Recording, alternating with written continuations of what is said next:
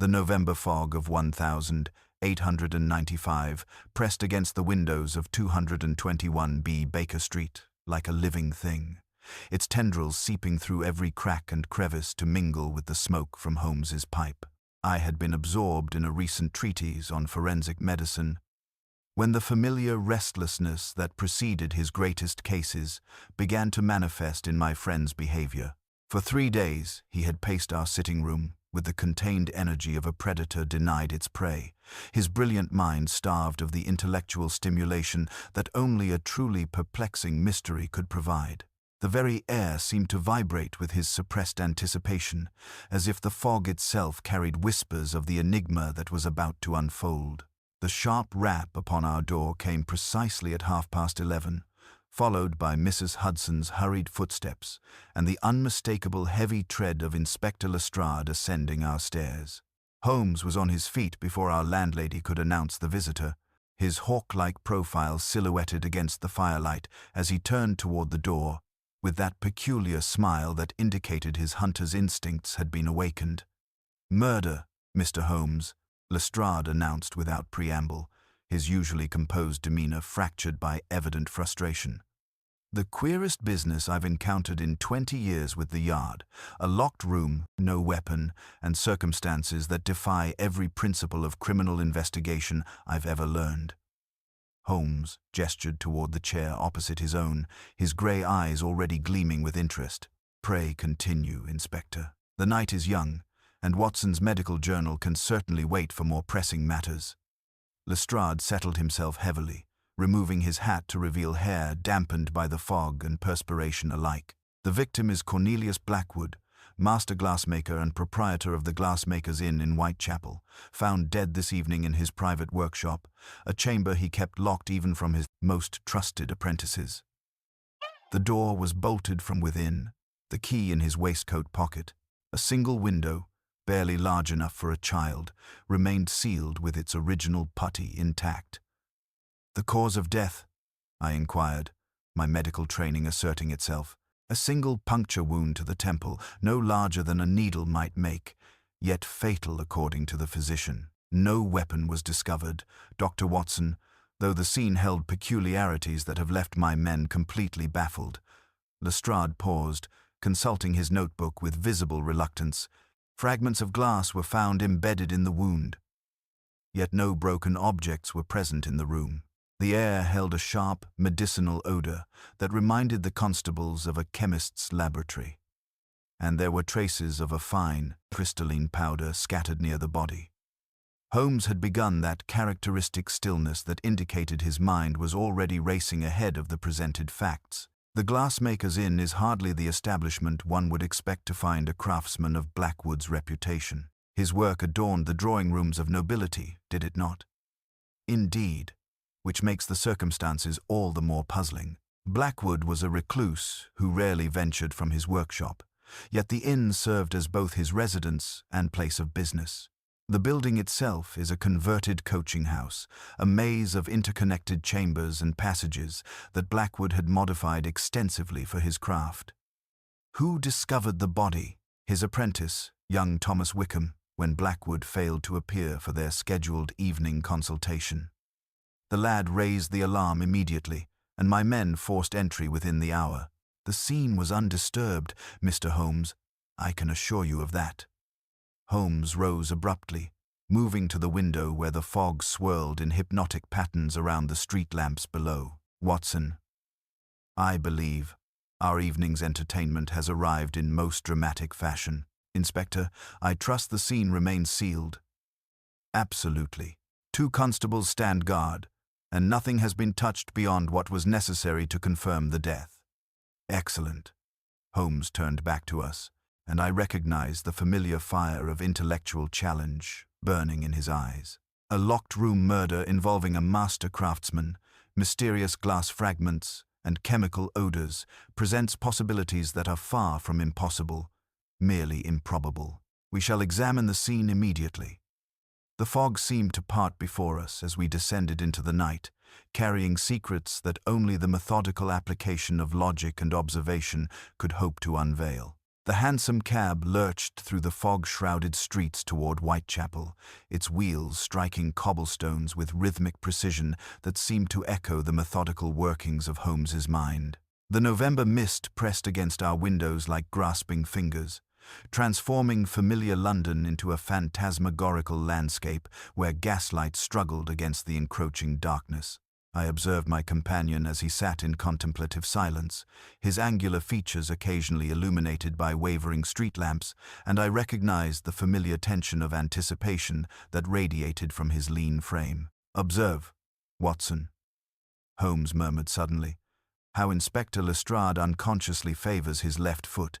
The slight scuff on his right boot suggests recent contact with heavy cargo, likely at the docks, while the faint aroma of tea dust on his sleeve indicates he has spent considerable time among imported goods today. A missing shipment case, I venture." Lestrade started, his eyes widening. "Confound it, Holmes. You're absolutely right. Been wrestling with stolen tea crates all afternoon before this Blackwood business arose. How do you manage such observations?" "Elementary preparation for the more substantial puzzle ahead," Holmes replied, dismissing our amazement with a wave as the cab drew to a halt. The Glassmaker's Inn emerged from the fog like a Gothic apparition, its Tudor-era timber frame blackened with industrial soot and age. The building possessed an unsettling asymmetry, as if successive modifications had been added without regard for architectural harmony. Narrow windows peered down at us like suspicious eyes, their glass surfaces reflecting our lanterns in fractured patterns that danced with malevolent intent. Constable Morrison, a weathered veteran whose face bore the marks of countless nights patrolling these unforgiving streets, greeted us with evident relief. "Mr. Holmes, thank Providence you've come. This business has the lads thoroughly unsettled, sir." We were led through a narrow corridor lined with examples of Blackwood's extraordinary craftsmanship, delicate glass sculptures that caught the lamplight, and through prismatic rainbows across the walls. The workshop itself defied expectations rather than cluttered chaos. It possessed surgical precision. Tools were arranged with mathematical exactitude, and various furnaces stood like silent sentinels in perfect alignment. A pale young man with fair hair and nervous eyes sprang to his feet as we entered. "Thomas Wickham," Lestrade announced. "Blackwood's apprentice." Holmes studied the youth intently, then stooped and lifted the lad's right hand. "You have lamp-black upon your ring finger, Mr. Wickham, but none upon the thumb. You have been cleaning a burner you did not light after the fact, and hurriedly." "Why?" The boy flushed crimson. "The constable said nothing must be disturbed, sir. I feared they'd blame me for any mess, so I wiped the lamp top clean." "Indeed." Holmes released his hand and moved toward the forced workshop door. The interior struck me immediately with its sharp, medicinal odor that carried me back to operating theaters. The air held traces of chloroform, hanging heavy near the floor, while a thin line of glittering, crystalline powder traced from beneath the main workbench toward scuffed boot prints. Holmes crouched, collecting a pinch of the mysterious substance. He touched it to his tongue with the lightest contact, then flicked the remainder into an envelope. Not salt, not sugar, decidedly bitter. His magnifying glass emerged, sweeping the bench top until he paused at a tiny fracture in a glass nozzle, scarcely visible save for how it caught the lamplight. "Note the spray pattern upon the wood," Lestrade minute pox, as if something burst outward under pressure. He indicated the far wall, where a pinhead mark showed faint radiating cracks, and here, impact damage. "Who was the gentleman caller last night?" Holmes asked Wickham abruptly. "I heard no name, sir. A tall man with a walking stick. They argued about a formula spring hardening of glass. Mr. Blackwood refused to sell at any price. The visitor laughed and said, 'AM sees to that,' before departing." Holmes moved to a ledger near the bench, turning pages delicately. "An entry for 9 o'clock this evening, eh? M terms. Blackwood expected negotiation, not his apprentice." He lifted a bell jar from the floor. revealing a faint moisture ring and a hair-fine filament that winked like captured starlight. This he secured carefully in his pocketbook. "We are finished for tonight," Holmes announced suddenly, his eyes bright with suppressed excitement. "Inspector, maintain your guard. Watson, we return before dawn. There is something we must observe when the city breathes differently." The fog seemed to whisper secrets as we departed, carrying mysteries that only methodical observation could hope to unveil. The hansom cab carried us through the dissipating fog toward Baker Street, where Holmes immediately set about his chemical analysis with the methodical precision that marked his most challenging cases. The crystalline powder from Blackwood's workshop was subjected to a series of tests that filled our sitting room with the sharp tang of reagents and the blue flame of his spirit lamp. I watched him work with growing fascination as he measured minute quantities into various solutions, noting each reaction with the careful attention of a scholar pursuing fundamental truth. "Most intriguing, Watson," he murmured, holding a test tube to the gaslight where the contents had formed a peculiar crystalline residue. "This compound exhibits properties I have encountered only once before in the laboratory of Professor Challenger during his experiments with rapid crystallization. When heated to precise temperatures, it produces formations that are both beautiful and deadly, needle-sharp crystals that form with explosive rapidity." The bitter taste he had noted earlier proved significant when combined with his chemical analysis. The substance, when dissolved in the proper medium, became virtually undetectable, save for that faint, bitter aftertaste, a characteristic that would be easily masked in the chemical-rich environment of a glassmaker's workshop. "But how does this relate to our locked room, Holmes?" "Patience, my dear fellow. The answer lies not merely in the compound itself, but in its interaction with the specific conditions of Blackwood's craft." He moved to his desk and withdrew several sketches he had made at the crime scene, studying them with renewed intensity. The trajectory of those glass fragments, the precise nature of the wound, the positioning of that mysterious filament all suggest a method of murder so ingenious that it borders on the scientific. As dawn approached, Holmes donned his coat with the restless energy that indicated his mind had seized upon a crucial insight. "The morning light will reveal what darkness concealed. Watson, there are observations to be made that require the proper conditions: atmospheric pressure, temperature, and most importantly, the way light behaves when filtered through Blackwood's specialized glass apparatus." Our return to the Glassmaker's Inn found Constable Morrison still maintaining his vigil, though the lifting fog had transformed the building from a Gothic apparition into a structure whose architectural peculiarities were now clearly visible in daylight. The workshop itself seemed different under the pale morning sun that streamed through its windows, casting sharp shadows that revealed details invisible by lamplight. Holmes moved immediately to the workbench, his magnifying glass sweeping across surfaces that appeared ordinary to my untrained eye. Near the sealed window, he paused, kneeling to examine what appeared to be nothing more than the natural imperfections of old wooden flooring. "Observe these minute scratches, Watson, too precise to be accidental, too systematic to be random. They radiate outward from a central point, suggesting something was anchored here temporarily." His finger traced an almost invisible pattern, and this residue, barely detectable but unmistakably present, not water, but something far more significant. He then returned his attention to the fractured glass nozzle, examining it with even greater care than the previous evening. The morning light revealed subtle details that had escaped notice in the artificial illumination.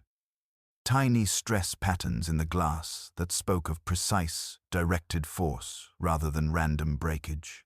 "The medicinal odor we detected," Holmes continued, moving to run his finger along the workbench edge, "was not chloroform, as I initially suspected, but a masking agent designed to disguise a far more specific chemical signature.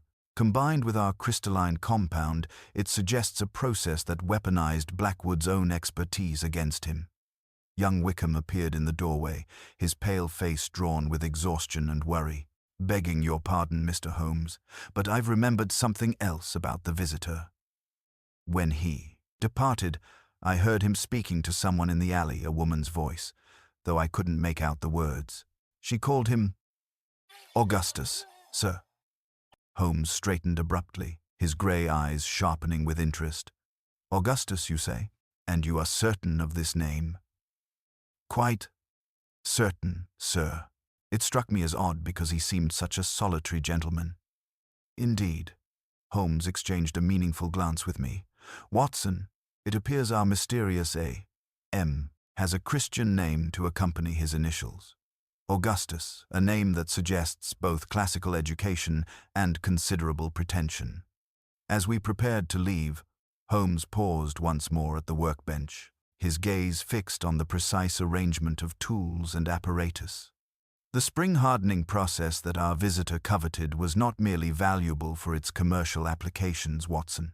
In the wrong hands, such knowledge could be perverted into something far more sinister, a method of creating weapons from the very materials meant to capture and refract light. The morning air seemed to whisper with possibilities as we departed, carrying secrets that only the methodical application of scientific principle and deductive reasoning could hope to unveil. Our first destination that morning was Somerset House, where Holmes's extensive network of contacts within the academic community proved invaluable in identifying our mysterious Augustus. Professor Challoner of the Royal Institution received us in his cluttered office, surrounded by towering shelves of scientific journals and the persistent odor of chemical reagents that seemed to permeate every corner of the building. Augustus Morley, Challoner confirmed, adjusting his spectacles as he consulted a leather-bound directory. Brilliant fellow, absolutely brilliant, but utterly without moral compass. Dismissed from King's College 3 years past, following a series of unauthorized experiments that nearly destroyed their chemistry laboratory. His specialty was rapid crystallization under pressure, dangerous work that he pursued with reckless enthusiasm. Holmes leaned forward with evident interest. What manner of applications did his research suggest? Industrial processes, primarily, though there were whispers of military applications that made the university administrators decidedly uncomfortable. Morley claimed he could create glass formations harder than steel, yet brittle enough to shatter into predetermined patterns. The implications for weaponry were not lost on the War Office, though they ultimately declined his proposals as too unpredictable. Armed with this intelligence, we proceeded to Morley's last known address in Bloomsbury, where the landlady, Mrs. Hartwell, received us with the nervous agitation of one who had recently encountered the unexpected. Professor Morley departed yesterday evening in considerable haste, she informed us, wringing her hands. Paid his account in full, and claimed he was bound for the continent on urgent business. Most peculiar, as he had seemed quite settled in his routine. Holmes requested to examine Morley's abandoned quarters, and what we discovered there provided crucial insight into our adversary's methods. The rooms had been converted into a sophisticated laboratory, with apparatus arranged in configurations that spoke of both scientific precision and dangerous experimentation. Most telling were the glass vessels that bore unmistakable similarity to those in Blackwood's workshop, though these showed signs of recent modification and testing. Observe these residue patterns, Watson, Holmes indicated, pointing to crystalline deposits that clung to the interior surfaces of several beakers, the same compound we discovered at the crime scene, though here we can observe the complete developmental process. He lifted a notebook from the desk, its pages filled with precise chemical formulations and detailed sketches of apparatus, configurations. Morley was not merely interested in acquiring Blackwood's technique, he was systematically adapting it for purposes the master glassmaker would never have sanctioned. Among the abandoned papers, I discovered correspondence that revealed the depth of Morley's obsession with military applications. Letters from various industrial concerns had rejected his proposals, citing both ethical concerns and practical limitations. One letter, dated merely 10 days prior, bore the letterhead of a German manufacturing consortium and contained a conditional offer of employment contingent upon Morley's ability to demonstrate practical applications of his crystallization theories. As we prepared to depart, Inspector Lestrade arrived with evident excitement, clutching a crumpled piece of paper. "Holmes, I believe we have our man, Silas Croft, a rival glassmaker whom Blackwood ruined years ago. One of my constables found this diagram of the workshop hidden near the alley entrance, marked with details only someone familiar with Blackwood's habits could know." Holmes examined the crude drawing with his magnifying glass, his expression growing increasingly skeptical. "Most convenient, Inspector, almost suspiciously so. Note the fresh creases in this paper, the ink still slightly damp despite the morning's fog. This diagram was placed recently, intended to be discovered. But the motive is clear, Holmes. Croft had every reason to seek revenge. Indeed, but observe the technical details included in this sketch, references to pressure differentials and crystallization points that would be entirely foreign to a traditional craftsman like Croft. No, Inspector, this is misdirection of the most deliberate sort. Our true adversary wishes us to waste precious time pursuing obvious suspects while he consolidates his escape." Holmes pocketed several samples from Morley's laboratory, his grey eyes bright with the intensity that marked his most challenging cases.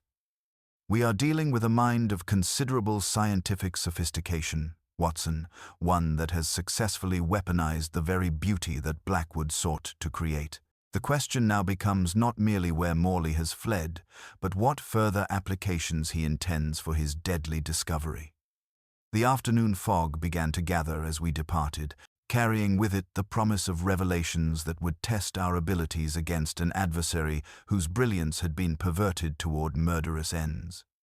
The afternoon fog began to gather as we returned to Baker Street, where Holmes immediately set about analyzing the samples from Morley's laboratory with the methodical precision that marked his most challenging investigations.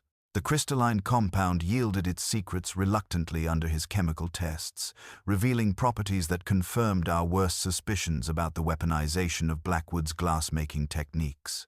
As Holmes worked, his expression grew increasingly grave, and I recognized the signs of a mind grappling with implications that extended far beyond a simple murder case.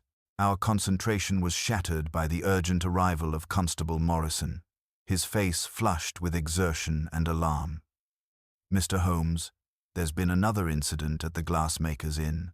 Young Wickham has been injured by some sort of device, and Inspector Lestrade requests your immediate presence." The hansom cab carried us through the thickening mist with desperate haste, the wheels striking cobblestones in a rhythm that seemed to echo the accelerating pace of our adversary's plans. The inn appeared more sinister than ever in the gathering dusk, its Tudor framework seeming to lean inward as if harboring malevolent secrets within its ancient walls. We found Wickham in his modest quarters above the workshop, pale and shaken, while a woman in a plain nurse's uniform tended to a wound on his palm with practiced efficiency. "I am Nurse Ada Merrill from Street Bartholomew's," she announced without looking up. The constable summoned medical assistance when the lad triggered some sort of spring mechanism hidden beneath his door latch. Holmes approached with apparent casualness, though I detected the subtle tension that indicated his hunter's instincts had been aroused. "Most kind of you to respond so promptly, Miss Merrill. Such dedication to duty is admirable, particularly in these fog-bound streets." As the nurse worked, I observed Holmes's attention focus not on her ministrations, but on the faint dusting of yellowish crystals that clung to the edge of her cuff crystals that bore an unmistakable resemblance to the compound we had been analyzing. When she reached into her medical bag, Holmes noted the precise, almost scientific manner in which her instruments were arranged, each tool positioned with mathematical exactitude rather than the practical organization typical of field medicine. The injury itself proved most illuminating. Wickham had been wounded by a hair-thin sliver of glass, launched from a mechanism of considerable sophistication. The device, which Holmes examined with his magnifying glass, consisted of a small wooden housing containing a spring-loaded apparatus that fired the glass needle with deadly precision when the door latch was lifted. "Observe, Watson," Holmes murmured, indicating microscopic scratches on the mechanism's surface. "These tool marks suggest construction by someone with access to precision instruments, not the crude work of a common criminal, but the product of scientific training and considerable skill." Nurse Merrill completed her bandaging with swift efficiency, gathering her supplies with movements that seemed almost choreographed. "The wound is superficial," she announced, "though I recommend careful observation for any signs of infection." As she prepared to depart, Holmes stepped forward with apparent courtesy. "Before you leave, Miss Merrill, might I inquire about the particular antiseptic you employed?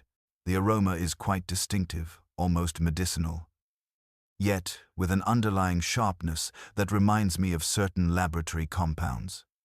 For the briefest instant, her composure flickered, and I caught a glimpse of intelligence far more acute than her humble appearance suggested. "Standard carbolic solution," she replied smoothly. "Though perhaps the fog has affected your perception, Mr. Holmes." After her departure, Holmes immediately knelt to examine the floor where she had worked, his magnifying glass revealing traces of the same crystalline residue we had discovered at both crime scenes. "Most instructive, Watson. Our nurse carries more than medical supplies in that efficient bag of hers." Young Wickham, still shaken but determined to be helpful, provided additional details that deepened the mystery. "The mechanism wasn't there yesterday evening, sir. I'm certain of it. Someone entered during the night and installed it specifically to injure anyone who might disturb my quarters." Holmes examined the window, finding fresh scratches on the frame that indicated recent forced entry. Not random violence, but calculated intimidation. Someone wished to ensure young Wickham's silence, or perhaps to test the effectiveness of their latest refinement to Morley's original compound. As we prepared to leave, Holmes paused at the workshop door, his keen eyes studying the lock mechanism with renewed interest. "Watson, I believe we have been viewing this case through an incomplete lens. Augustus Morley may indeed be our primary adversary, but he is not working alone. The precision of today's attack, the scientific sophistication of the delivery system, and most particularly the presence of our efficient nurse, suggest a partnership of considerable capability."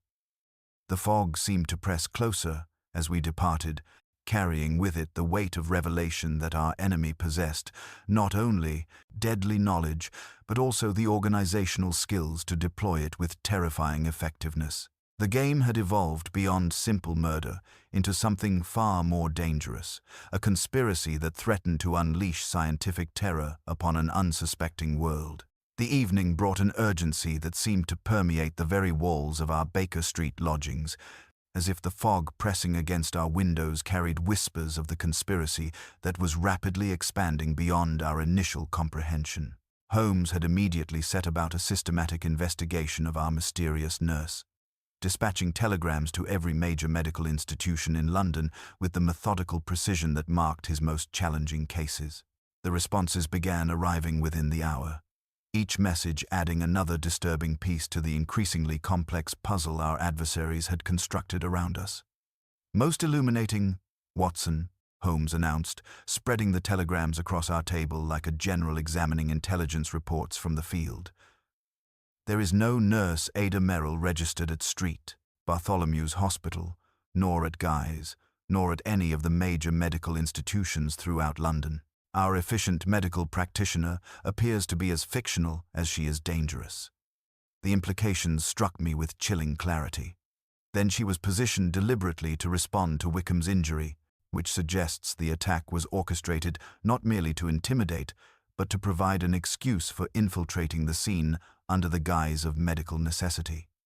Precisely, and observe the sophistication of her deception. Medical knowledge sufficient to treat the wound convincingly, yet scientific training evident in her precise handling of the crystalline compound, We are confronting adversaries whose capabilities extend far beyond conventional criminal enterprise into realms of organized scientific conspiracy. Our analysis was interrupted by the urgent arrival of Inspector Lestrade, whose usually composed demeanor had been replaced by evident alarm and frustration. "Holmes, there's been another development that changes everything. Silas Croft has been found dead in his lodgings, killed by precisely the same method as Blackwood, a needle-thin puncture wound to the temple, and traces of that same crystalline compound scattered about the scene." This revelation struck us with the force of complete vindication of Holmes's earlier suspicions. Our supposed prime suspect had become another victim, definitively confirming that the evidence against Croft had been deliberately planted to misdirect our investigation toward an innocent man, while the true perpetrators consolidated their position. "When was the body discovered?" Holmes demanded, already reaching for his coat. "Less than 2 hours ago. The landlord found him when Croft failed to answer his door for the evening meal.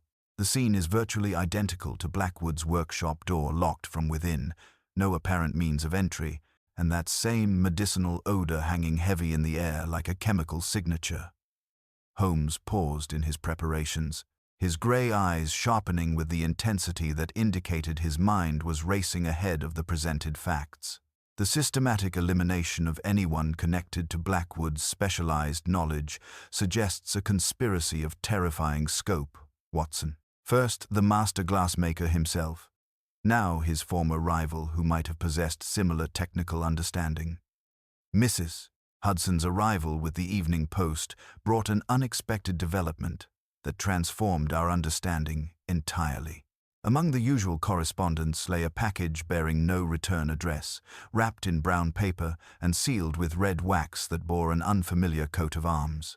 Holmes examined it with his magnifying glass before carefully breaking the seal to reveal a leather portfolio containing documents that bore official seals and foreign postmarks. Papers detailed Augustus Morley's extensive correspondence with various continental manufacturing concerns, revealing a systematic attempt to sell his weaponized glass technology to the highest bidder among European military establishments. Most disturbing were the technical specifications that accompanied his proposals, detailed diagrams showing how Blackwood's spring-hardening process could be adapted to create projectiles of devastating effectiveness, launched from mechanisms so compact they could be concealed within ordinary household objects. "Observe these dates, Watson," Holmes indicated, pointing to a series of letters spanning several months. Morley's negotiations with German interests began long before Blackwood's murder. The killing was not an act of desperation born from rejection, but a calculated step in a larger plan to acquire the final technical details necessary to perfect his deadly system. Among the documents lay a photograph that caused my blood to chill our mysterious nurse, standing beside Morley in what appeared to be a sophisticated laboratory setting, both wearing the confident expressions of collaborators who believed their scheme was proceeding without detection. A letter of introduction revealed her true identity as Dr. Helena Voss, formerly of the University of Vienna, dismissed from her position following accusations of conducting unauthorized experiments on human subjects. Holmes rose abruptly, moving to the window where the fog swirled in patterns that seemed to mirror the complexity of our case. "Dr. Voss possesses the medical knowledge necessary to understand the physiological effects of Morley's compound, while her dismissal from Vienna suggests a willingness to pursue research regardless of ethical constraints. Together, they represent a partnership of scientific brilliance perverted toward murderous ends that threaten far more than individual victims." The fog seemed to whisper secrets as we prepared to venture forth, carrying the weight of revelation that our enemies possessed, not only deadly knowledge, but the international connections to deploy it with terrifying effectiveness against an unsuspecting world. The fog seemed to whisper secrets as we departed the museum, carrying the weight of revelation that our enemies possessed, not only deadly knowledge, but the international connections to deploy it with terrifying effectiveness against an unsuspecting world. Holmes's mind, however, had already moved beyond mere comprehension of the threat to active countermeasures, his grey eyes sharpening with the predatory focus that marked his most dangerous moods. "Watson, observe how our adversaries have revealed their methodology through their very thoroughness," he began, withdrawing the photograph of Morley and Voss from his pocket and studying it with renewed intensity. "Note the laboratory equipment visible in the background, the distinctive curved retorts, the precision ground lenses, and most particularly this brass fitting that bears the unmistakable markings of Kensington Scientific Supply. Their apparatus is too specialized, too expensive to abandon readily." Within the hour, Holmes had dispatched young Wiggins with instructions to survey every scientific equipment supplier in London, seeking recent purchases of the specific components visible in the photograph. The response came swiftly. Kensington Scientific had indeed delivered a substantial order to a warehouse in Rotherhithe, paid for in gold marks and collected by a woman matching Dr. Voss's description. "The docks, Watson. Of course, they would choose the docks convenient for escape by sea, isolated enough for dangerous experimentation, and sufficiently labyrinthine to confuse any pursuit." Holmes spread a detailed map of the Thames waterfront across our table, his finger tracing the network of warehouses and wharves that comprised that industrial maze.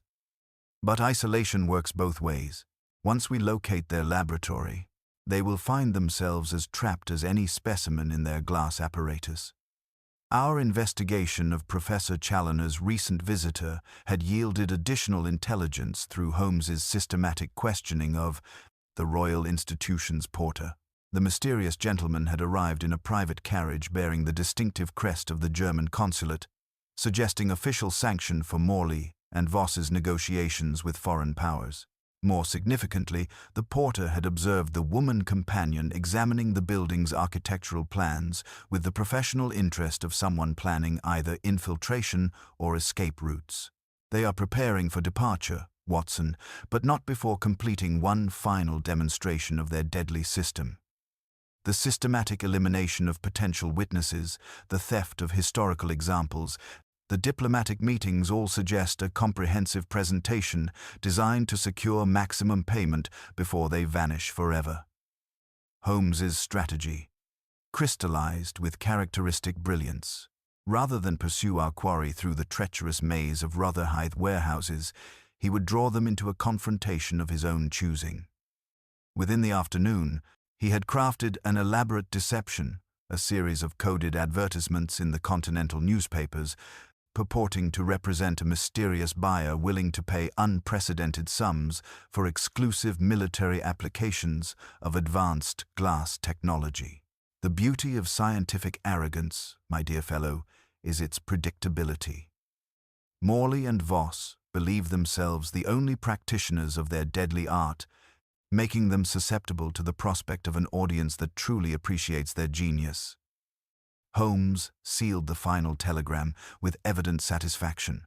They will be unable to resist the opportunity to demonstrate their superiority, particularly when the financial incentives are so substantial. Inspector Lestrade arrived as the evening fog began to gather, bringing with him a carefully selected team of constables whose discretion could be absolutely trusted. Holmes briefed them with military precision, emphasizing that premature intervention would merely scatter the conspirators without revealing the full extent of their international network. "We must allow them to reveal their complete methodology, Inspector. The safety of the Empire may depend upon our understanding not merely what they have created, but how it might be replicated by other hostile powers." Holmes's expression grew grave as he contemplated the implications. Tonight's confrontation will determine whether their deadly knowledge dies with them or spreads like a plague throughout the military establishments of Europe. As night fell, and the Thames fog rolled inland with its familiar embrace, we prepared to venture into the industrial wasteland of Rotherhithe, where science and murder had formed an unholy alliance that threatened to reshape the very nature of warfare itself. The game had evolved far beyond simple detection into a battle for the future of civilized conflict, with stakes that extended far beyond the borders of England to encompass the security of nations yet unborn. The Thames fog rolled inland, with its familiar embrace, as our convoy of hansoms navigated the narrow, twisting streets toward Rotherhithe, where the industrial wasteland stretched along the river like a mechanical serpent feeding on the lifeblood of empire. The warehouse district appeared even more forbidding in the gathering darkness, its maze of soot-stained brick buildings and narrow alleyways creating a labyrinth where sound carried strangely and shadows seemed to move with malevolent purpose. Holmes sat in contemplative silence beside me, his angular features occasionally illuminated by the wavering glow of street lamps that struggled against the encroaching mist, while the weight of our mission pressed upon us with tangible force.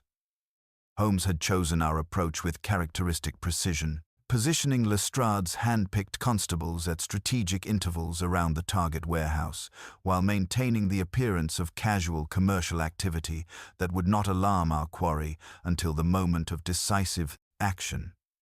The air grew heavy with the scent of coal smoke, stagnant water, and that distinctive medicinal tang we had come to associate with Morley's crystalline compound, carried by the Thames breeze in concentrations that spoke of extensive chemical experimentation within the building. "Observe the third warehouse from the corner, Watson," Holmes murmured, indicating a structure that appeared identical to its neighbors save for the faint glow of gaslight visible through carefully curtained windows. "Note how the chimney shows no evidence of recent use, yet there are clear signs of heavy foot traffic around the side entrance. Our scientific conspirators have established their laboratory precisely where logic suggested they would." With swift transformation that never failed to astonish me, Holmes shed his familiar appearance to assume the severe aspect of a foreign savant, spectacles perched upon his nose, a carefully affixed beard, and the haughty reserve of a man accustomed to deference and sealed contracts. From his pocket, he produced credentials bearing an impressive crest and a letter couched in phrases that would prove transparent to those inclined toward international conspiracy. We approached through the rear loading bay, where Holmes's lock-picking expertise gained us silent entry into the cavernous interior. The warehouse had been transformed into a sophisticated laboratory that rivaled any university facility, with gleaming apparatus arranged in precise configurations, and glass vessels containing substances that glowed with unnatural luminescence under the gaslight. The sharp, medicinal odor hung heavy in the air, mingled with the acrid smell of burnt glass and the metallic tang of precision instruments. At the center of this scientific theater, Augustus Morley stood before two stern-faced gentlemen in dark, foreign-cut suits, his gaunt features animated with manic intensity as he gestured toward his apparatus. Dr. Voss worked beside him with the precise movements of a surgeon, her intelligent eyes fixed upon a device that represented the culmination of their murderous research. Blackwood's spring-hardening process perverted into an instrument of silent death. "Gentlemen," Morley's voice carried clearly in the stillness, "behold the future of warfare. Observe the unparalleled precision, the silent lethality." He indicated a target positioned within a reinforced glass chamber, a thick pane of hardened steel that would demonstrate the weapon's devastating effectiveness. Dr. Voss loaded her elegant instrument with a hair-thin glass needle, the device itself crafted from dark wood and polished brass, with the aesthetic sensibility of a master craftsman. The foreign observers leaned forward with expressions mixing skepticism and eager anticipation as she adjusted a brass nozzle linked by capillary tubing to a glass bulb containing the milky crystalline solution. The demonstration proceeded with terrifying efficiency. As heat crept into the apparatus, the medicinal odor sharpened, and I observed the deadly bead form at the nozzle's tip before vanishing with a soft tick against the target. Hair-fine fractures chased across the steel's surface as the glass needle, propelled by its own crystallization, achieved penetration that would prove instantly fatal to any living target. "Remarkable precision," Holmes observed in his assumed continental accent, stepping forward as if genuinely impressed. "And the reliability of this system?" "Absolute," Voss replied with evident pride, "and completely silent." "Silent, save for pride," Holmes murmured, and his accent fell away, like a discarded cloak. He straightened to his full height, sardonic and unmistakably English. "I fear your audience proves less admiring than judicial, Professor Morley." His whistle pierced the air with sharp authority, and the warehouse erupted into controlled chaos as Lestrade's constables emerged from their concealed positions. Yet our adversaries had prepared for precisely such an eventuality. Voss tore a concealed cord, releasing a cascade of glass needles from overhead mechanisms that forced us to seek cover behind the laboratory equipment. The confrontation had begun in earnest, with scientific brilliance perverted toward murderous ends, now facing the methodical justice that Holmes represented. The deadly knowledge that threatened to reshape warfare itself would either die with its creators or escape to plague the military establishments of Europe, and the outcome would depend upon our ability to match their scientific sophistication with superior strategy and unwavering determination. The cascade of glass needles created a deadly rain that forced us to seek shelter behind the laboratory equipment, their sinister whispering against metal and wood, raising every hair upon my neck as the medicinal tang intensified, until it seemed to coat the very air we breathed. Holmes moved with calculated precision through this crystalline storm, his grey eyes tracking every movement of our adversaries, while his mind assessed the tactical situation with characteristic brilliance. "Steam, Watson," Holmes called above the unnerving hiss of projectiles striking brass apparatus. "Moisture is the enemy of their precision." He was already at a valve, his long fingers spinning the wheel with certainty born of scientific understanding. A ruptured joint answered with a shriek and a billow of hot vapor that blossomed across the rafters and fell in curtains, transforming the deadly rain into harmless dust that tinkled upon the floorboards like scattered pearls. Lestrade's constables, following Holmes's shouted instructions, seized fire buckets and drenched the air with spray that turned each needle's flight into a languid arc robbed of murderous velocity. The apparatus that had threatened elimination now worked against itself, as the moisture Holmes had unleashed interfered with the crystallization process that gave their weapons their lethal precision. Dr. Voss, recognizing the scientific principles at work, abandoned her position at the control panel and moved toward Morley with desperate urgency. "The primary retort," she called to her partner. "Release the concentrated solution before they neutralize our entire arsenal." But Holmes had anticipated this final gambit. Using his intimate knowledge of the crystallization process gleaned from our investigation, he struck a precise blow against a critical junction in the glass tubing network, causing a cascade failure that redirected the deadly compound away from the warehouse atmosphere and into the sealed containment system that Morley himself had constructed as a safety measure. The result was immediate and decisive.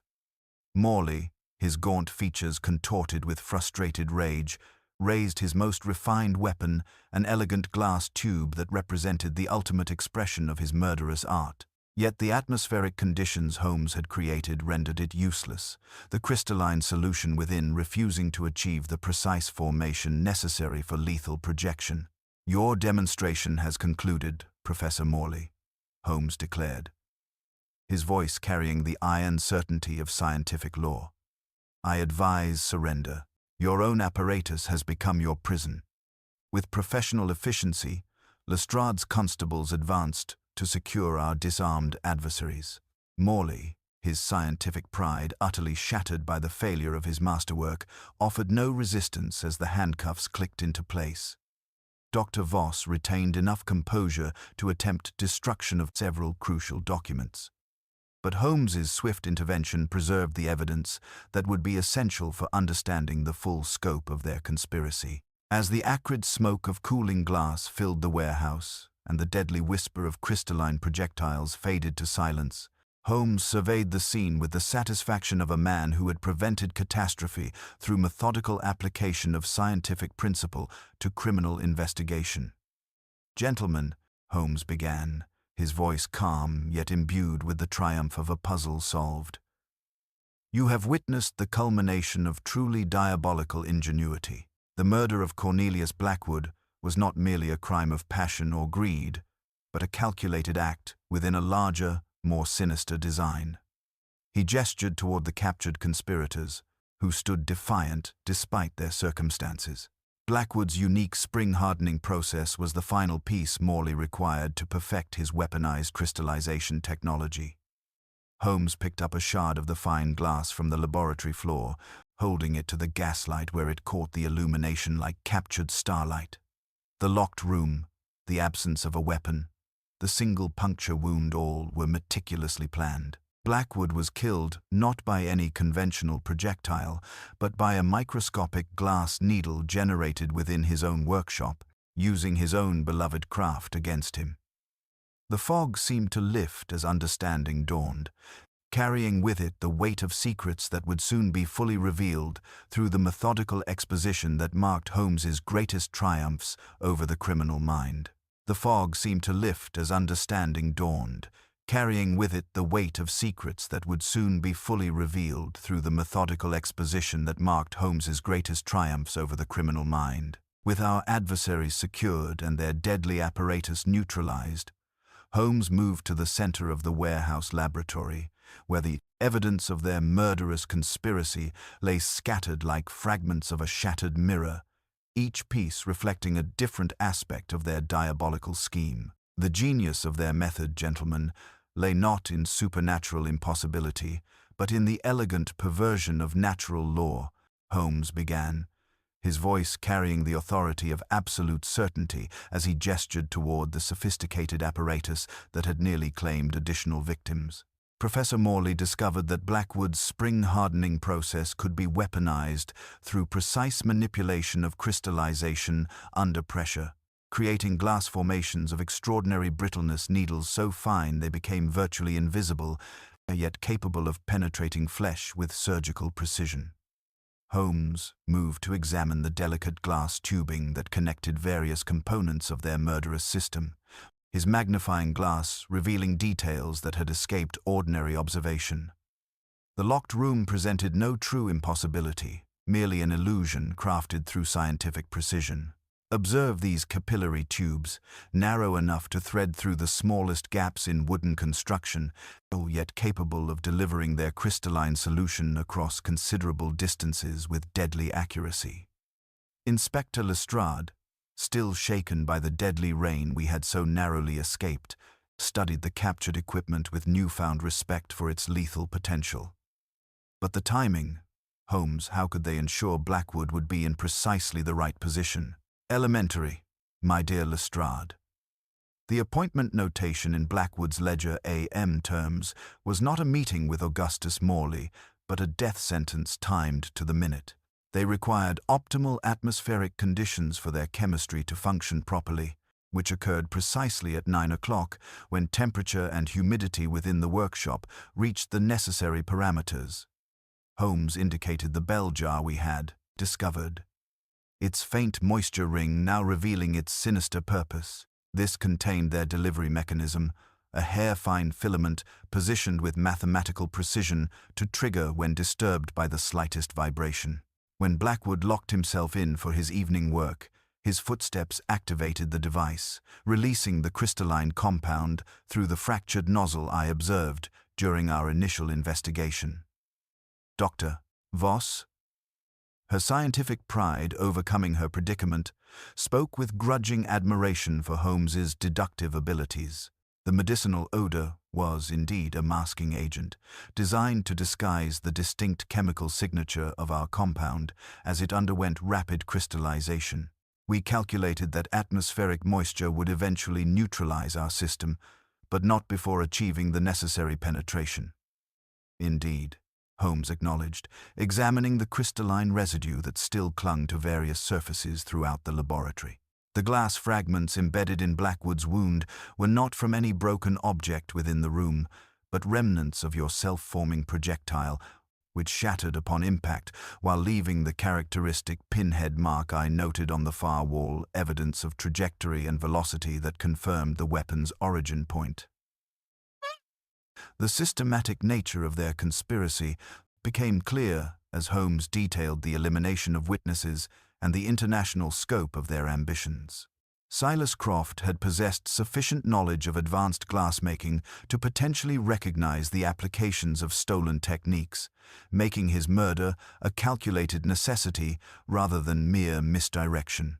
Young Wickham's injury had served as both intimidation and field testing, while Dr. Voss's masquerade as Nurse Merrill provided cover for observing the physiological effects of their weapon. The beauty of their system, Holmes observed with the detached admiration he reserved for particularly ingenious criminal schemes, lay in its complete invisibility to conventional investigation. No weapon remained. No trace of the murder method survived. No evidence that ordinary detection could recognize. Had they succeeded in eliminating all witnesses and securing their international buyers, they might have revolutionized warfare itself while remaining completely undetected. As dawn approached and the fog began its gradual retreat toward the Thames, the full implications of our victory became clear. The deadly knowledge that had threatened to reshape the nature of conflict itself would be contained, its secrets locked away where they could no longer threaten the security of nations or the lives of innocent craftsmen whose only crime was mastery of their art. Morley and Voss stood defeated, their scientific brilliance having been turned against them by Holmes's superior understanding of the very principles they had perverted toward murderous ends. The warehouse fell silent, save for the distant sound of river water and the occasional creak of cooling glass, while justice prepared to claim its due from those who had sought to transform beauty into death. The warehouse fell silent, save for the distant sound of river water and the occasional creak of cooling glass, while justice prepared to claim its due from those who had sought to transform beauty into death. As dawn approached and the fog began its gradual retreat toward the Thames, Holmes moved methodically through the captured laboratory, his grey eyes reflecting the pale light that filtered through the grimy windows and cast long shadows across the sophisticated apparatus that had nearly revolutionized warfare itself. Lestrade's constables worked with systematic efficiency, cataloguing every piece of equipment under Holmes's careful supervision, while our prisoners stood in sullen defeat, their scientific brilliance having been turned against them through superior deductive reasoning. The two foreign observers, representatives of the German military attaché, whose presence confirmed the international scope of this conspiracy, maintained diplomatic silence while their carefully prepared notes were quietly confiscated by Scotland Yard. "Gentlemen," Holmes addressed the assembled group with the measured tone that marked his greatest expositions. "You have witnessed the resolution of a mystery that appeared impossible to conventional investigation, yet yielded to methodical application of scientific principle." He gestured toward the neutralized apparatus, its deadly potential now reduced to harmless glass and metal.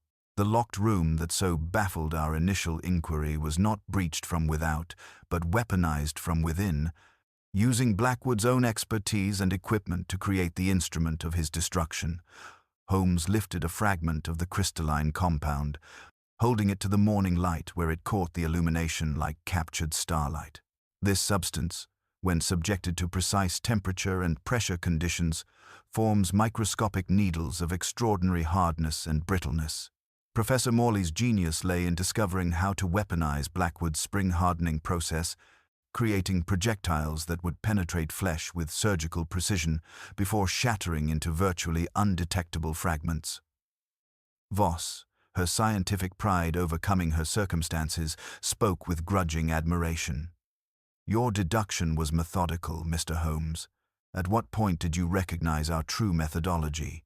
The crystalline residue at each crime scene provided the crucial evidence," Holmes replied. "But your downfall began when you appeared as Nurse Merrill. Your medical knowledge was too precise. Your antiseptic carried the distinct chemical signature of your compound, and most tellingly, your instrument arrangement displayed the systematic organization of laboratory training rather than field practice." Young Wickham arrived as the prisoners were being escorted to the waiting police wagon, his pale features showing relief that the nightmare which had claimed his master was finally concluded. Holmes spoke with him privately, ensuring the apprentice understood both his safety and his importance in preserving Blackwood's legitimate techniques. The spring-hardening process that made your master's work so valued must not die with him, Holmes assured the young man. Such knowledge represents the triumph of human creativity over mere utility. Continue his work, but with greater caution regarding those who might seek to exploit beauty for destructive ends. As the fog lifted completely and London awakened to another day, the warehouse stood empty of its deadly secrets, its apparatus destined for destruction under government supervision. The conspiracy that had threatened to revolutionize warfare through the weaponization of peaceful craft had been defeated not through violence, but through the methodical application of scientific understanding to criminal investigation. Inspector Lestrade, supervising the final evidence collection, approached Holmes with evident satisfaction. "A remarkable resolution, Holmes. Though I confess the scientific aspects strain my understanding, the results speak for themselves." "Science, Inspector, is merely organized observation applied to natural phenomena," Holmes replied, watching the Thames flow toward the sea. "When perverted toward criminal ends, it creates mysteries that appear supernatural. When properly applied, it reveals truth with mathematical certainty."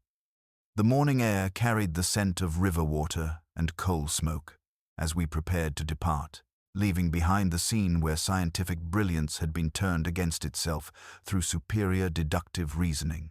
The deadly knowledge that might have altered the balance of European power had been contained, its secrets locked away where they could no longer threaten innocent lives. Holmes paused at the warehouse entrance, his angular features thoughtful as he contemplated the implications of our victory. "Watson, we have witnessed how easily beauty can be perverted toward destruction when divorced from moral purpose. The greater mystery is not how such perversion occurs, but how we might prevent it." The fog whispered secrets as we departed, carrying with it the memory of how close civilization had come to witnessing the birth of a terrible new form of warfare, prevented only by the methodical application of reason to the darkest impulses of human ingenuity. 3 days later, the morning papers proclaimed the Glass Needle murders concluded, praising Scotland Yard with a fervour that Lestrade accepted with sheepish dignity and occasional glances toward my companion. The fog had lifted from London like a curtain drawn back from a stage, revealing a city that breathed easier, knowing the deadly conspiracy had been unraveled through methodical application of scientific principle to criminal investigation. We had returned to our accustomed quiet at Baker Street. Though quiet with Holmes remained merely the scabbard of the sword, the blade within, ever keen for the next intellectual challenge. He sat cross-legged upon the hearthrug, his chemical apparatus arranged with mathematical precision as he conducted final tests on samples that would ensure complete neutralization of Morley's compound and prevent future replication by hostile powers. Young Wickham arrived that afternoon, bearing a small wrapped parcel tied with black ribbon and eyes clearer than when we had last seen him in his master's workshop. "From Mrs. Blackwood," he said softly, his voice carrying the weight of genuine gratitude. "She asks that you accept this as remembrance of her husband's true artistry, saved from perversion through your intervention." The parcel revealed a miniature pane of glass. The last Blackwood had hardened to spring-bright resilience. Its surface worked into a modest lattice of grapes and leaves that caught the firelight like captured starlight. Holmes turned it in his long fingers with unfeigned pleasure, and I recognized that rare gentleness which lay beneath his analytical exterior. "Your master's legacy," Holmes told the young apprentice, "lies not merely in technical innovation, but in the beauty created through patient dedication to honest craft. Continue that tradition. But with windows open and ledgers transparent, beauty must never again be weaponized against those who create it." Inspector Lestrade's afternoon visit brought official recognition from the highest governmental levels, along with news that the foreign military attachés had been quietly expelled and the German consortium's interest permanently discouraged. "The devices will be dismantled under strictest supervision," he reported, "their secrets consigned to that abyss where dangerous knowledge sleeps." As evening approached and familiar fog began gathering outside our windows, Holmes finally addressed the question that had troubled me since our first night at the inn. The locked room, Watson, where precisely lay the mechanism that created such perfect impossibility. Holmes smiled with the satisfaction of a puzzle completely solved. There was no supernatural impossibility, merely the elegant application of scientific precision to murderous purpose. The radiating scratches near the sealed window marked the feet of a concealed tripod, positioned where gaslight would hide it from the door. The bell jar's moisture ring revealed it had covered something volatile, the hair-fine filament that served as the trigger mechanism. He moved to demonstrate with the crystalline sample, his explanation revealing the diabolical ingenuity of their method. Blackwood's own footsteps jarred the filament when he locked himself in for evening work. The concealed apparatus released its needle through the fractured nozzle I observed during our initial investigation. The projectile penetrated with surgical precision before shattering into virtually undetectable fragments, while masking vapor disguised the chemical signature. The timing was calculated to the minute, Holmes continued, requiring specific atmospheric conditions that occurred precisely at 9 o'clock, when temperature and humidity reached optimal parameters. Morley's appointment notation was not a meeting, but a death sentence synchronized with scientific precision. As darkness settled over London, Holmes placed Mrs. Blackwood's gift upon our mantelpiece, where it would catch the morning light and serve as permanent reminder of how human creativity could triumph over destructive impulse. The crystalline sculpture threw dancing patterns across our walls, a fitting monument to beauty preserved from perversion. "You perceive, Watson," Holmes observed, reaching for his violin with the languid movement of a mind at peace, "that science is merely a lens. It magnifies whatever one places beneath it: beauty or malice, creativity or destruction. The instrument remains innocent, the hand is not." The melody he drew from the strings was one I recognized, that strange air he summoned only at the conclusion of cases requiring both intellectual rigor and moral clarity. Outside, London breathed with the steady rhythm of a great city secure in its peaceful occupations, the fog carrying only familiar scents of coal, smoke, and river water. "What becomes of our scientific conspirators?" I inquired. "They will stand where all such minds stand, between their brilliance and the law. The courts will attend to them. We," and here he lowered the violin, "will attend to the next telegram." The fire settled as Holmes returned the glass pane to our mantel, where it gathered light into vineyards and constellations. Transparent, fragile, and strong, the perfect memorial to truth, revealed through patient observation and methodical reasoning, applied to the darkest impulses of human ingenuity.